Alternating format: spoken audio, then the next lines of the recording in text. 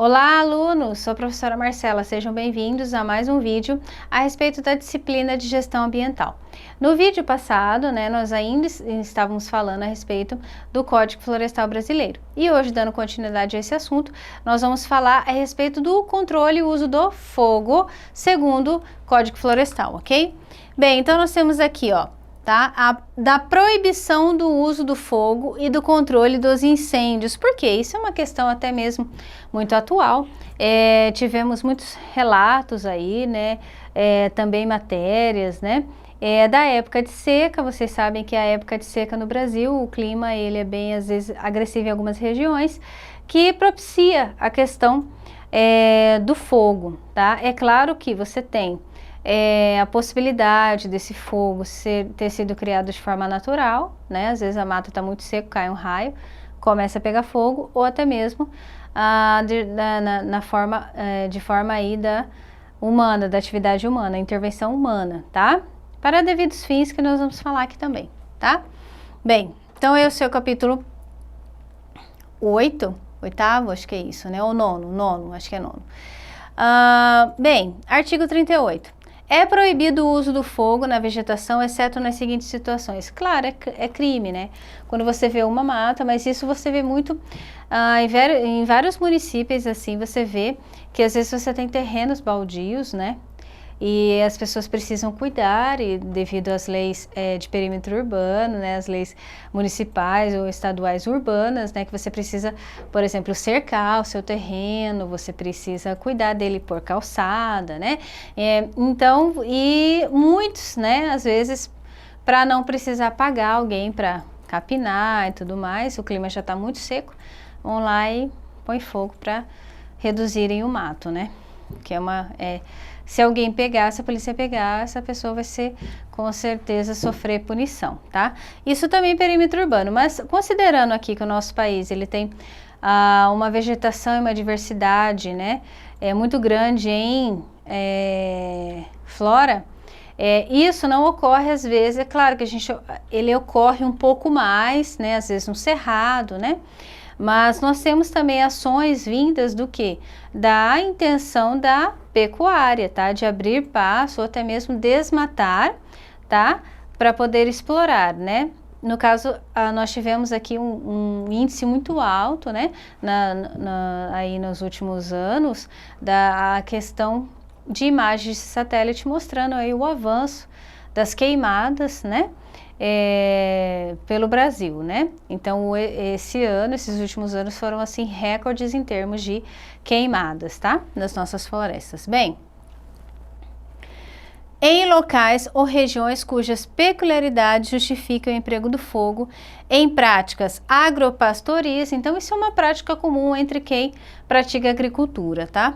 Ou florestais, mediante prévia aprovação do órgão estadual ambiental, competente do CISNAMA, para cada imóvel rural ou de forma regionalizada, que estabelecerá os critérios de monitoramento e de controle, tá? Isso aqui é só o início do capítulo aqui que trata a respeito disso, tá? Nono, é isso mesmo. Então, o que acontece? Aí eu peguei o início para você, tá? Mas você tem essas normas aí, e os artigos completos na sua apostila física. Então, o que acontece? A gente já sabe que para esse tipo de fins de atividade agropastoril, o uso do fogo, ele precisa ser autorizado, previamente solicitado e autorizado. Então, por quê? O que acontece? O controle, ele pode realmente dar certo como dar errado, Não é mesmo que até foram, assim, solicitados muitos brigadistas e tal, para que esse avanço, sobre a mata, sobre o Pantanal, sobre a floresta amazônica fosse contido, tá? Então, porque às vezes, o que acontece? Você tá ali na sua propriedade, mas às vezes isso pode sair do controle, tá? Bem, então nós temos aqui alguns termos utilizados, como eu fiz no vídeo passado, a respeito, da exploração florestal, e então agora a gente vai falar com relação ao fogo nas florestas. Nós temos aqui, a queimada controlada, tá? O que é isso?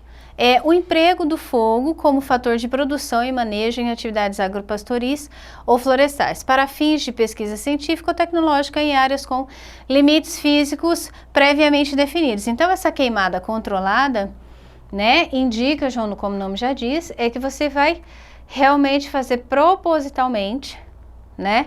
Iniciar ali o fogo numa determinada área, como diz ali, limitada, para os devidos fins, ou seja, agropastorismo, ou exploração, ou pesquisa, né, e tal.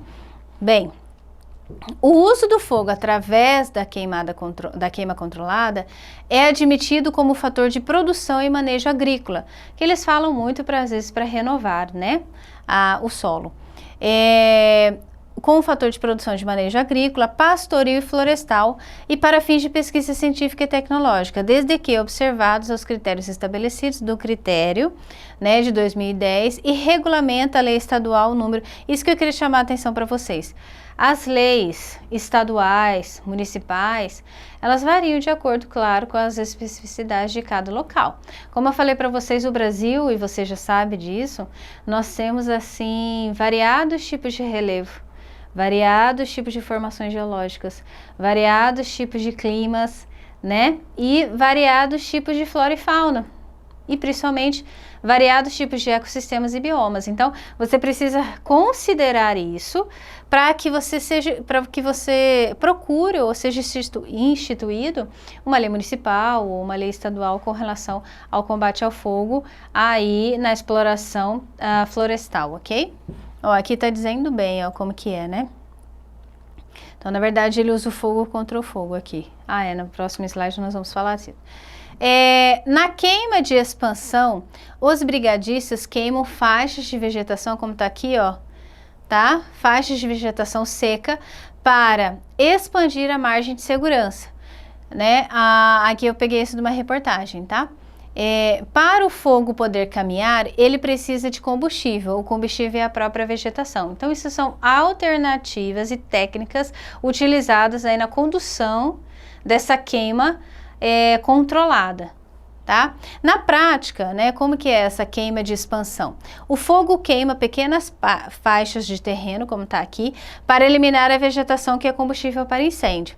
Assim, quando o foco chega a essa faixa de queimada, não há mais combustível e o incêndio é contido. Então, na verdade, aqui ele não tem mais o que queimar, então ele acaba aqui, tá?